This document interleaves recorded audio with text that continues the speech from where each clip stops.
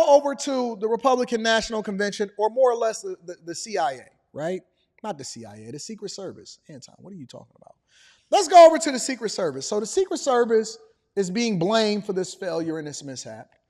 And we have the Republican National Convention coming up. Now, nobody in their right minds, nobody, and I mean nobody in their right minds, would ever attempt to do anything after a former president was attempted an assassination.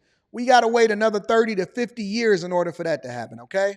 Nobody in their right minds would ever try anything at the Republican National Convention, or would they? But at the very least, we want to get the CIA. Why do I keep saying the CIA? We want to get the Secret Service's perspective and whether or not they feel confident enough to be able to protect the President of the United States, the next President of the United States, for the 5, for the 7, at the Republican National Convention, and what the security plans are. All right? Make sure y'all hit a like for the algorithm, subscribe to the channel, and turn on your notifications. Well, we want to take you now live over to Milwaukee. The Secret Service is giving an update on security measures ahead of the Republican National Convention. They are not answering questions about the incident in Butler, Pennsylvania, though. We'll read the Cash Apps too in a minute. Law enforcement and public safety partners work together to design security plans for national special security events. They are designed to be adaptable based on the changing security landscape and most up-to-date intelligence from our partners. We've been working on the RNC security plan for more than a year and have been in constant coordination with our partners and the Republican National Committee. During our extensive planning efforts, we have accounted for various security scenarios that may arise, and we are confident in the plan we have implemented for the Republican National Convention this week. That security plan will remain in place. While we cannot discuss the specifics, means, and methods used for our protective operations, our protective methodology for NSSEs is based on a layered approach that includes support from federal, state, and local law enforcement and public safety partners. We will continue to assess the security environment and adapt our security measures as appropriate. The Secret Service is working diligently with the Milwaukee Police Department, as well as all of our federal, state, and local partners to ensure a safe and secure convention for attendees, volunteers, and the city of Milwaukee. Generally, they try to have these conventions. I'm sorry, I apologize, y'all. It hasn't happened in a long time. Y'all got to give me some grace. Generally, they have these conventions in places where they want to influence what is happening, or they want to have it in a swing state. So they won't most times. Sometimes they will. It depends on whether or not the city bids for it. But they generally try to stay away from having it in places that are already solidified. So Republicans is not going to go down to Texas. They may sometimes. Democrats is not looking to go down to Texas because they can't impact and influence what's happening as far as the vote happening down there. So it's harder to get a bid from a major city, or from a major city that is already traditionally red or blue. They go to places like a Chicago or a Michigan or a Milwaukee or someplace like that. They prefer to go to those places. And then what that does is that hopefully influences and impacts the vote or the swing voters over in those particular places. Now, I think that Chicago, or the Democrats, actually made a very, very bad decision in choosing Chicago to have their Democratic National Convention. Well, why did they make a bad decision to choose Chicago to have the Democratic National Convention? One of the reasons that they did that, or one of the reasons why it's so bad, is not only is Chicago down over 2,000 officers, but because usually what happens in Chicago was that when there's a major event, such as the Grand Prix a couple weekends ago, you've seen the correlation of there was over 100 people shot, especially in a warm climate or a warm environment. There was over 100 people shot over that weekend. Why? Because they then reduced the capacity of the police officers that are down over 2,000 police officers. They reducing the capacity, and those police officers are not allocated towards the major event. So if you don't think that the Democratic National Convention is going to be consumed with every resource that Chicago has, then leaving the neighborhoods open completely to crime and violence, especially in one of the warmer times in the state, you are confused. But they will make the sacrifice of you in order to make sure that they run those dollars up, because they need the money. And they need all of the influx of money and the people flying in, and the convention dollars and all of that stuff, and the tourism dollars coming into Chicago. And so I think that it's always bad when they do it in major cities. Not only can they not impact and influence what's happening with the vote, but they're also going to be taking resources away from residents that actually need those people inside of that city. Let's continue. I'll now introduce the mayor of the city of Milwaukee, Mayor Cavalier Johnson. Thank you. Several months ago, folks in this room may recall that I worked with a bipartisan group of individuals. Hold on. Let me look at this. No Cap Finance says, Anton, you are so weird sometimes. Y'all got to put some periods in between y'all sentences. Y'all can't just keep talking. You got to put some periods in between your sentences. Anton, you are so weird sometimes. You have way more passion for the white shooter than the black person I've heard you speak about. What black person specifically are you talking about? Talking about the ones that perpetuate the crimes inside of the communities? I have compassion for the white shooter. So because I gave you the blueprint of how not to get yourself killed and being able to profile and identify the people that could possibly be doing some of the worst things in society, all of a sudden Anton has passion for the shooter. When did I say that I understand or I actually feel for him? I said that it's usually the people that get bullied are the ones that come back as the shooters. I also said, and I preface it by saying, hey man, he need to be held accountable for his actions, and I'm glad that he did, because you can never shoot and try to kill a former president. And then I said that therapy is a scam. But you know, this is what happens with our blackity blacks, right? With people that can't see beyond race, they can't compute it. It doesn't make sense to y'all. Everything comes back down to black or white. Never mind the fact that we need to be very, very mindful about the fact that a former president / becoming a new president just got his ear shot off. Somehow, it doesn't matter if we talk about stocks. It don't matter if we talk about shooters. Don't matter if we talk about president of the United States. Politics, money, hoes, relationships, gender war.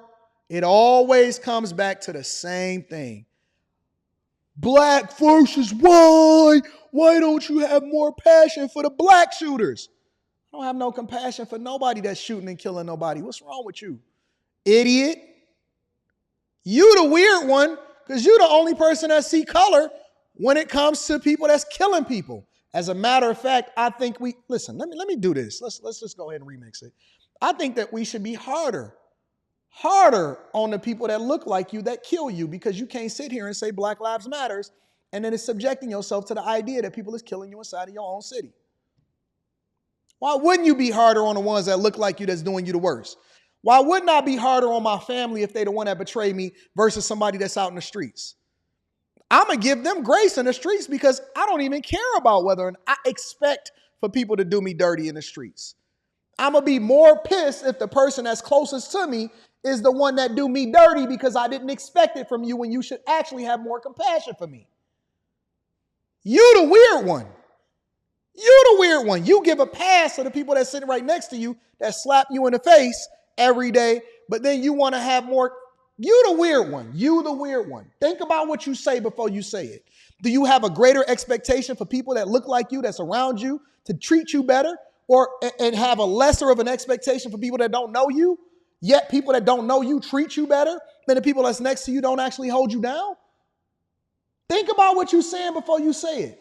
The reason why we get so emotional and upset when it's people that's next to us or people that's in close proximity to us is because they have a vested interest in us being successful. Your success is my success. That's why you so hurt when your wife cheat on you and you can't take her back and then you become an incel. Now, if a chick that's for the streets go out there and she busting it down for a real one, but then you bust her down, you don't have no regard for her. Why? Because you don't care for her and you actually expect her to do dumb stuff. But when the person that's next to you do you dirty, you're going to be bothered by it. It's not that you're going to have more compassion. You might hold them accountable even more. It's the opposite. So I'm always going to be aware and mindful of what's happening around me, but I don't have greater expectation for the person that I don't know versus the person that's sitting next to me. Of course I'm going to be more disappointed if somebody that's black come up and kill a black person. Of course I'm going to be harder on them. Of course I'm going to hold them more accountable because they're not supposed to be doing it. And you can't say that it matters and advocate for it for everybody else if you don't even care about yourself. Why would I put greater expectation on you than I have on myself? That's the very definition of getting the beam out of your own eye, fixing your own household first. You the weird one. You weird, not me. You weird. That's why our culture and our community is so broken, because y'all really don't understand what you're saying before you say it. You type it because you're so used to people pandering to you, but I'm not that. I'm going to be the person that's going to tell you the truth. I don't care nothing about what you think. I'm going to tell you the truth. Hold the people that's closest to you accountable. Can't hold somebody I don't know accountable. I don't know him. I'm taking preventative measures against him. I have greater expectation for you because you're next to me. And the closer you get to me, the greater the accountability has to be as far as if you do me dirty. And that's why we get so passionate about certain things. Think about what you're saying and put a period in between your sentences, and don't keep having run-on sentences. Stop just being a line based off of race. It's all based off of logic. Think. We got to be independent thinkers. We can't just keep doing what we're doing and expecting for that just to be the narrative. Y'all just spitting stuff that y'all see other people say. It's not relevant to what we having as far as a part of this conversation. Think your way out of that brown paper bag, big dog. Republicans and Democrats with one goal in mind, to make sure we have a safe convention for everybody.